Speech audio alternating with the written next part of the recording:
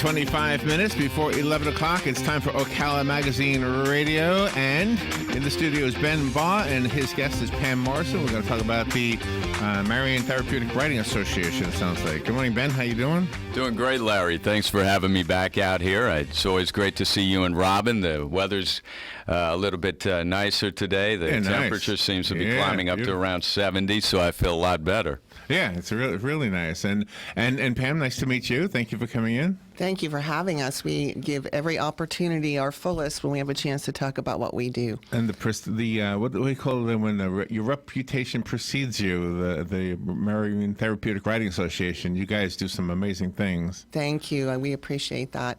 We are considered one of the only premier accredited centers within a 200-mile radius. Oh, so I didn't know that. We take our job very seriously. We're very safety conscious, and we have a very rapidly growing program servicing probably about 3 or 4 counties now. So, Ben, are you doing a feature article on the Therapeutic Writing Association? Pam and I talked about that this morning, and I would say in the future that Ocala Magazine would be having a article, as you mentioned, featuring the great work that they do. I mean, they do so many wonderful things. Right. The people that are involved with the program, their self-confidence or self-esteem is raised by, being able to do certain things that an able-bodied person would not be able to do. A lot of able-bodied people, can't ride horses, and here there are these people who are involved with the program that certainly are able to grow by leaps and bounds in terms of, doing some wonderful things, improving their muscle memory and motor skills and so many different things. It's just tremendously noble work that you guys do out there. Yeah, we do a lot of work with a lot of different things. So we have 4 years old to, I think our oldest is almost 90. Mm-hmm. And we service everything from your traditional disabilities to we also have a foster child and at-risk youth program where we do equine facilitated learning, working on life skills, teaching them how to manage their behaviors to be socially acceptable. We also work with a huge veterans program from the Gainesville Veterans Hospital, and they are accompanied by their social workers and doctors, and they come every week, and we have had, this is their 5th year. It's a huge success. Oh my. And that's how we know of your work. That's the word of mouth that we get from the veterans, because even though the VA is in Gainesville, many of those vets live here. Mm-hmm. And then the other one is the one of the schools, Robin. What was that school we used to play? Hillcrest. Hillcrest. The children over there. Right? You sometimes... We used to service Hillcrest. We do not do that any longer. We're just at the one facility. But MTRA started at Hillcrest 35 years ago. Is that right? I didn't realize that. Yeah. So as they grew, they needed to expand, and the Greenway facility was born 11 years ago. So what is it? It's a mysterious thing, isn't it, that happens, that riding a horse is therapeutic? I mean, did somebody discover that accidentally? They started discovering this a long time ago. It wasn't until the 60s and 70s that it started to develop a little bit more in the communities. The horse has a lot of similarities to the human. The gait is similar to our gait. So if you're in a wheelchair and you're riding a horse, all of a sudden it gives you legs, and the feeling that you would have walking, that person has riding. It also is a full body workout. So it is every muscle, including your brain, working all the time. So if you have some trauma to the brain or you've had a stroke, it can help get that regenerated and get your neurons all working and firing off and doing things. In addition, for our veterans, they are hypervigilant, just like the veterans are when they come home. So they can recognize the emotion in each other and really guide each other, and it's a really amazing thing to watch. But once a veteran and a horse bond, the veteran seems to be able to interact socially better. Isn't that something? It still seems mysterious to me. By the way, the gate thing, when the kids have the Legos out and in the middle of the night I have to walk through the living room, I have the gait of a Paso Fino, just so you know. Yeah, that's how I walk at nighttime when there are Legos left in the living room. You're welcome to display that for us out at TRA anytime. When you do have the participants, do they also take care of their horses by grooming them and saddling them and unsaddling? Absolutely. And even if they're in a wheelchair or they're wheelchair bound, we have horses that the wheelchair participants can bring right up to the horse and groom. If they are able to saddle, we teach them how to do it from their chair. It's a little hard for some, but for others, we have a ramp system and a lift so that they can. Actually, some of them can put themselves on the horse now because of this lift that we have, which is fantastic. Oh, really? It's remote control. They can get themselves in and put themselves down on the horse as well as take themselves off. So that has given them a newfound freedom that, you couldn't buy that. That's just priceless. And Ben, since you've been around the horse industry and everything, what types of horses do you think make the best horses for therapy? It's how could I couch this? It's a great question. You want some help, you're gonna, Ben? yeah. I wouldn't mind having Pam Morrison because she's the expert, and I'm fielding this question, so I don't have the voice of experience that she does. But Pam, if you wouldn't mind. Yep, there's I'm gonna no defer to you. single horse that makes a perfect therapy horse, just like there was no single human that's cut out to be a therapist. So we have all breeds. It depends on the horse themselves, what they like to do for a job. And believe it or not, they will tell you what they like to do and tell you what they don't like to do.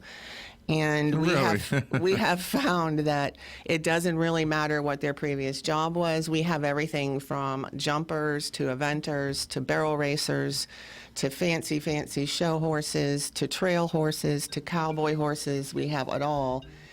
And it just doesn't matter. It's all in their head as to what they want to do. So when they come in, they're all donated. They're on a 90-day probationary period. Oh. And we try them out and see how they do and if it is going to be a job that they can handle. And Where do they go if they don't pass the the test? owners would have to take them back. So that's kind of the criteria. So we put them through their paces, and it's a hard job. It's not an easy job to be a therapy horse. You're asked to do things you've never done before. You're asked to have a leader and two people walking on either side of you. Oh. They take in our emotions, so not only are they going through that process, but they take on the rider's emotions as well. So it's a really big job, and it's not cut out for every equine. So do the horses need therapy too? Yes, we give them lots of extra therapy. They get time off, and we also have people who just come and ride them just normally so that they go trail riding like they would normally. Pam, can you share a story of somebody you've actually witnessed that benefited maybe some kind of therapy that changed? Maybe a child started speaking or a veteran suddenly was no longer in his shell, that kind of thing? Sure, I have loads of them. The hard part will be picking one. Yeah. We have many children that speak for the first time, especially children with autism. Finding a way to communicate with them and giving them an option to communicate with their horse is usually the key. Their first words are usually walk on because they want their horse to go. Oh. And Isn't that cool? it's very cool. And then one of my veterans, a lot of them have a lot of struggles. Most of them are on suicide watch and all of those terrible things that we hear about. He did his first 2 sessions with a horse who he was having trouble connecting with because he was putting his walls up, and I put them in a fenced-in area that we call a round pen together. And I asked him to just communicate with his horse and ask him to walk around. And the frustration was just growing and growing, and the horse won't listen to me, and he doesn't like me. And I said, how are you talking to him? What are you saying to the horse? And we went through this for about 20 to 30 minutes. And then finally, the horse started doing what he asked, a little bit at a time. And I said to him, you need to let the horse know that you want to be his friend, you want to bond with him, and we would go through a process. And he did. And then I said, now I want you to just turn away from the horse and just let your air out and relax.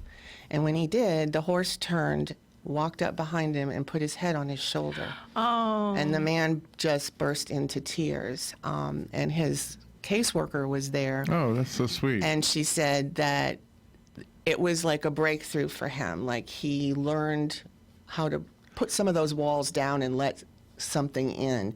And it started to change his life on a daily basis. But wait a minute, that sounds like you've got intuitive skills too. Is that a good way of saying that? Intuitive skills?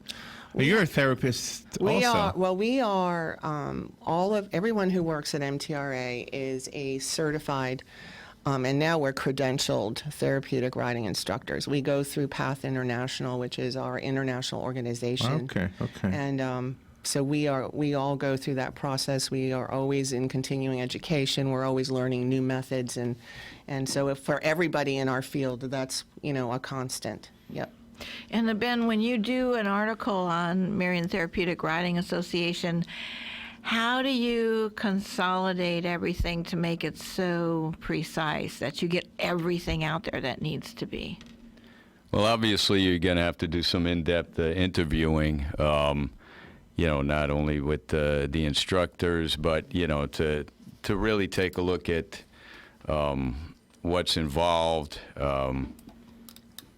if possible, in the case of a veteran who may want to be identified, maybe they don't want to be identified, but it's always good to talk to somebody who's actually going through the process themselves.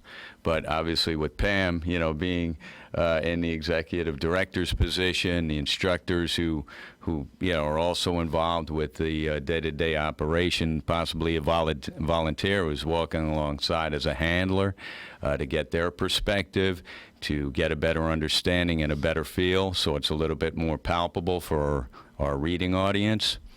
And once you take all of those variables and put them into the equation, I think you'll be able to better understand the process. It'll be done, as you mentioned, in a consolidated form and be, told in a compelling narrative that will be very comprehensive to everyone who's going to open up the magazine and, read the article. What will be one of your first questions, do you think? Because that's pretty tricky.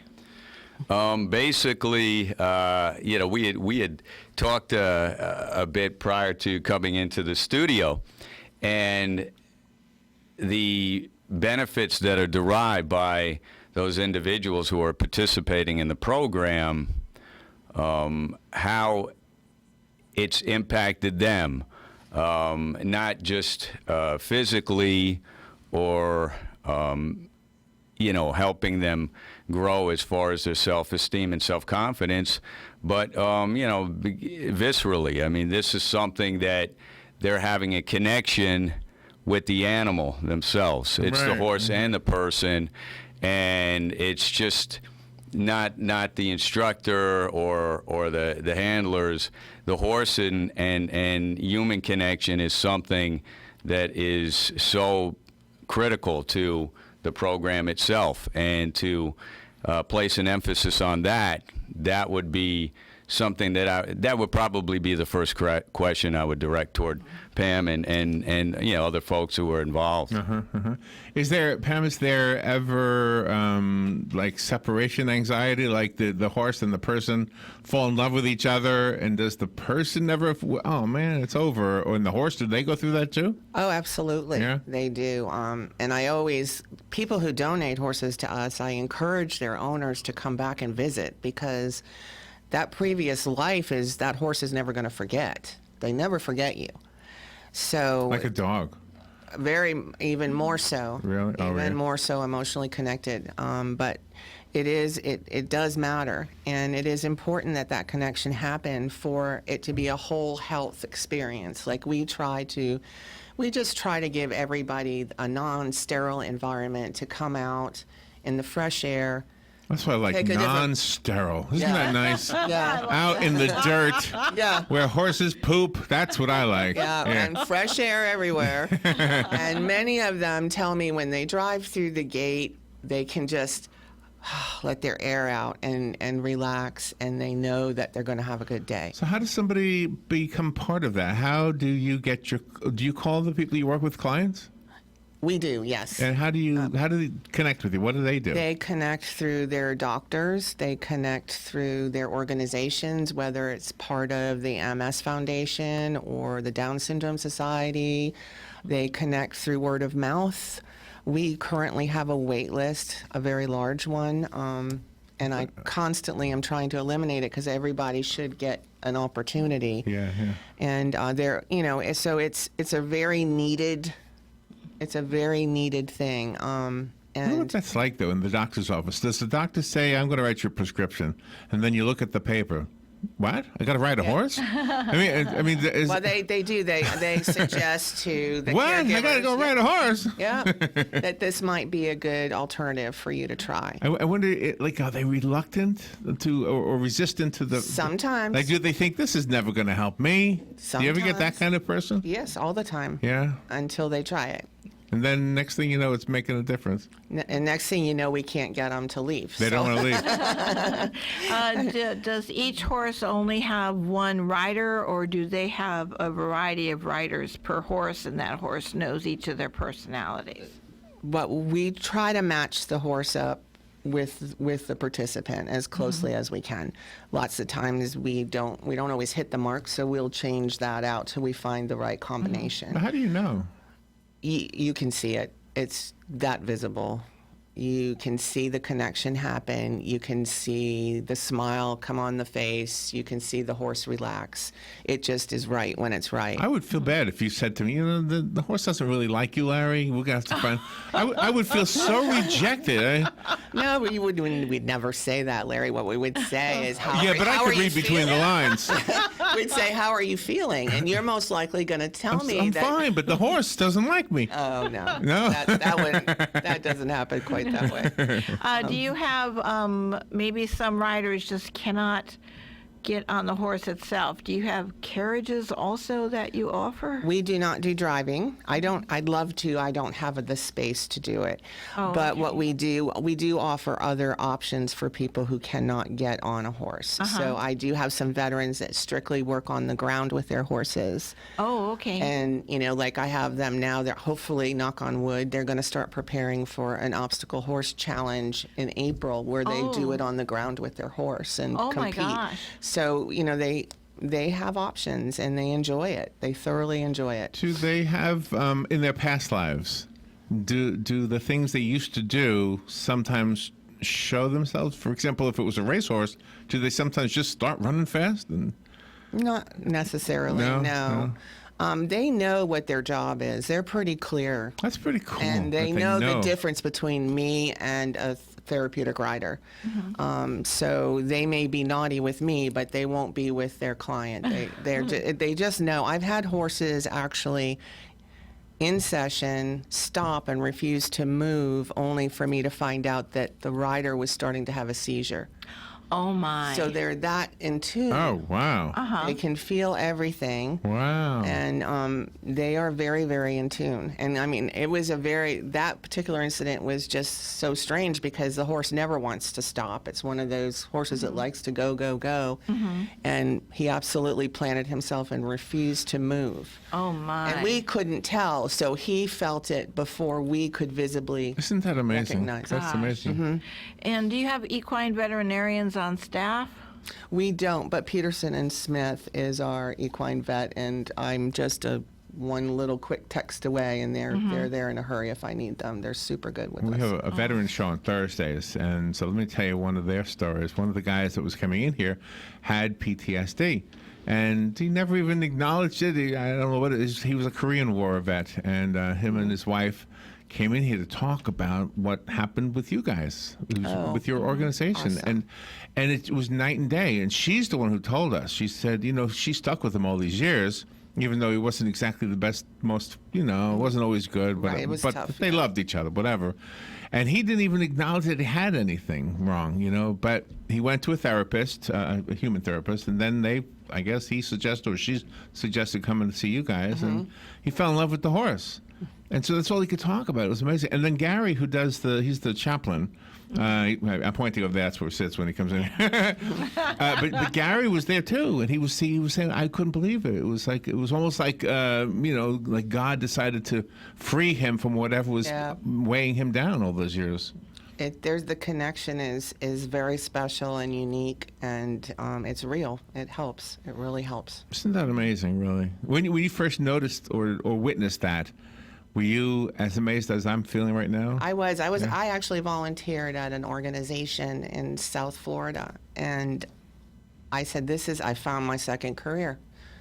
And that was about 15 years ago. And I watched a school bus come from a school with some severely handicapped high school kids, and they put them on horses, and I watched these kids just evolve. They sat up, they started talking, they were cheering for each other, playing a game, and I was just amazed at what was happening. So I said that's it. I found it, and that's where I'm going. So in the Mr. Rogers movie, we just saw a Mr. Rogers movie, that we watched an interview after the movie, because all of a sudden we're interested in Fred Rogers.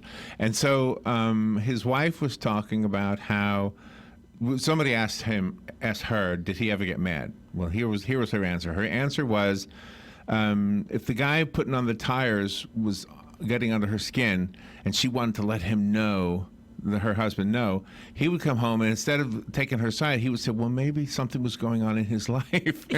So he was very understanding. And in the same way, when we have juvenile delinquents that go to they're incarcerated, sometimes they get sent to these camps like in the forest where they're not behind bars, they're actually camping. And it does something that actually, so somebody is smart somewhere to say, you know what, like Mr. Rogers, maybe there's just something going on that we can help with. So I said all that just to ask this. Do some of the clients ever come from the courts, like from the jails? And I do. I work close with Teen Court for them to volunteer there. Our at-risk youth that participate have very varied backgrounds. Sometimes they come in with their hoodie over their head and they're not going to look at me or talk to me. really? But by week 2, the hoodie's gone and they come skipping and laughing into the barn. What are we going to do today, Miss Oh my Pam? gosh. So it's just about trying to understand where they're coming from, and for a lot of us, it's a tough place to look at. We also have children from the forest. The Sozo kids come every other Saturday. What kind of kids? Sozo. So? Sozo is an organization in the Ocala forest, and it's run by Pastor Dave, and he tries to break the chain of poverty out there.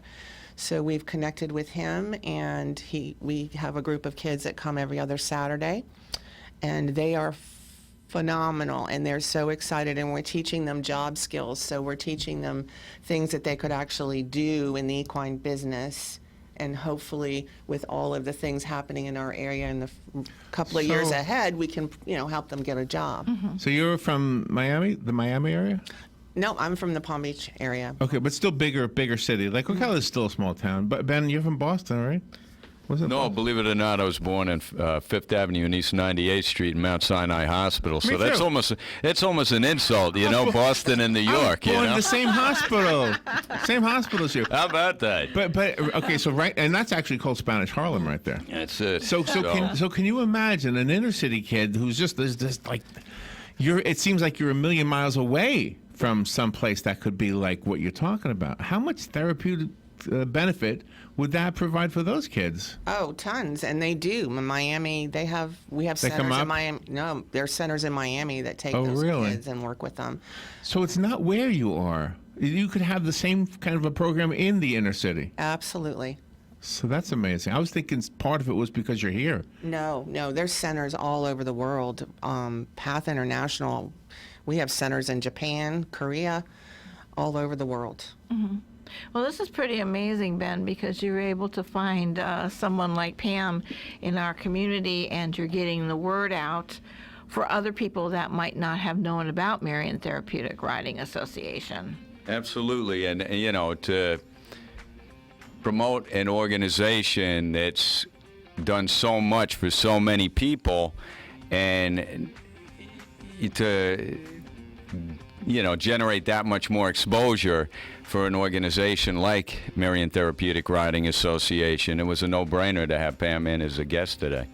Yeah, it's a great conversation. Thank you, Pam, for coming in. Thank you for having me. Do you have a website you want to tell us about? We do, www.mtraocala.org. And we have a Facebook page, Marion Therapeutic Riding. And visit us anytime. Our gate is always open. Our gate is always open. And I'm looking forward to the article. It's in the future, right? Absolutely. Thank you, Ben. How old are you? Old enough to know Are you older not than me? to answer Or am I that older than you? question. I think I'm older than you. Hey, we're probably close in age. I'm just wondering if my mom was in this hospital same time you were Yeah, born. see, look at that. So I was born in December, so during a snowstorm. So Thank you for coming in, Pam. We'll be right back.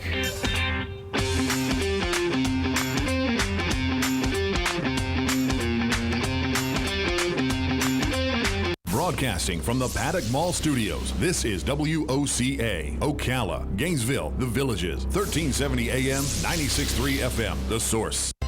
Here is your 1-minute news brief. 4 people are dead after a UPS truck was commandeered following an attempted armed robbery on South Florida's glitzy Miracle Mile in